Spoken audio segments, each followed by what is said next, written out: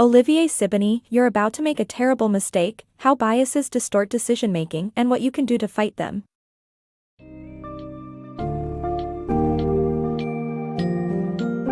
Embark on a journey with Olivier Sibony as he unravels the intricate workings of biases and their impact on decision-making in You're About to Make a Terrible Mistake.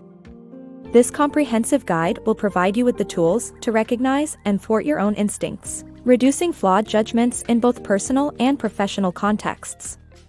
Discover the strategies employed by organizations, like NASA, to diminish biases and enhance their decision-making processes. Learn from cautionary tales of confirmation bias, attribution error, and overconfidence bias that have crippled businesses and uncover how you can use collaboration and process to improve your organization's strategic choices.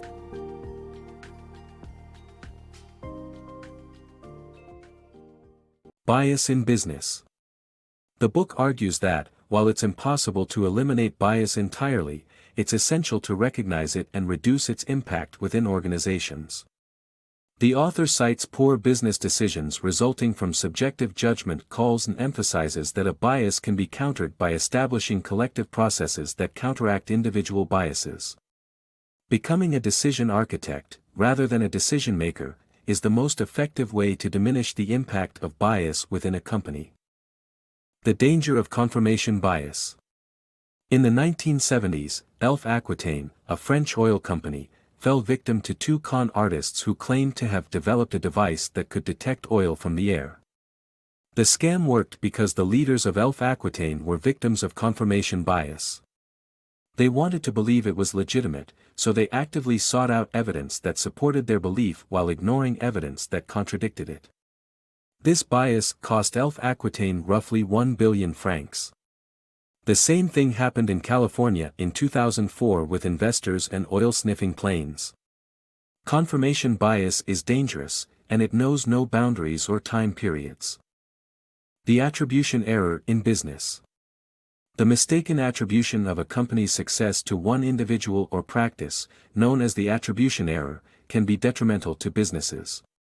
While leaders tend to emulate the practices of successful companies, it's difficult to identify which ones lead to success. We also tend to overlook the contributions of supporting employees and environmental factors that contribute to a company's achievement. To avoid this error, it is more useful to analyze and learn from the failures of other companies rather than focusing on anomalous success stories. Intuition in strategic decision-making. In a high-validity environment, intuition can be a reliable resource for making strategic decisions.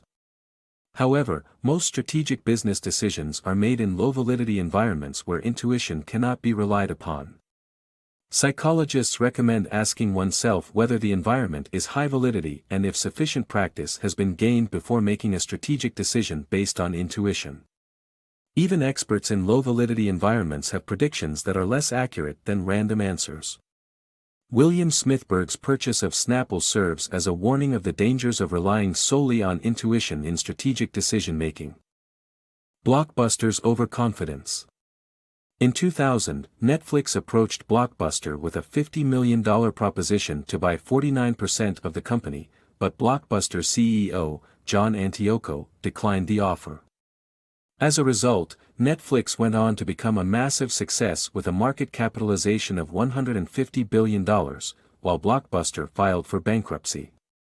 This corporate parable demonstrates the impact of overconfidence on decision-making and shows that overconfident individuals tend to overestimate their ability to make precise predictions.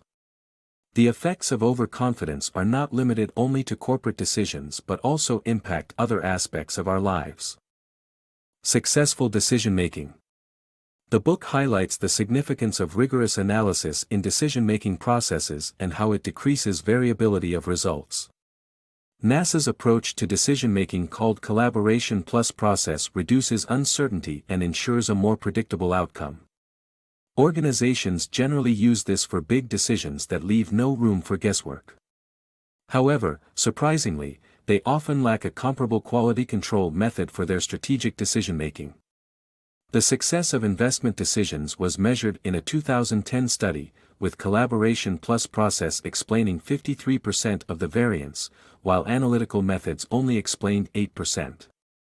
The book warns decision-makers to set aside calculators and spend more time discussing and thoroughly analyzing the risks before making a final decision.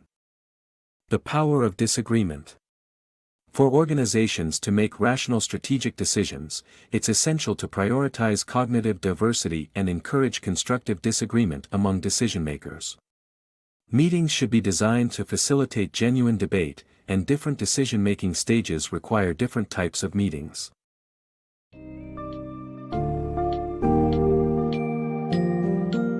As we conclude our exploration of You're About to Make a Terrible Mistake, it's vital to remember that biases are here to stay. However, by being proactive, each of us can take steps to reduce their detrimental effects on our decision-making. From employing a decision architect over a decision maker, combating confirmation bias, avoiding the attribution error, to steering clear of overconfidence and recognizing strategic decision environments, there is much to learn from Sibony's findings.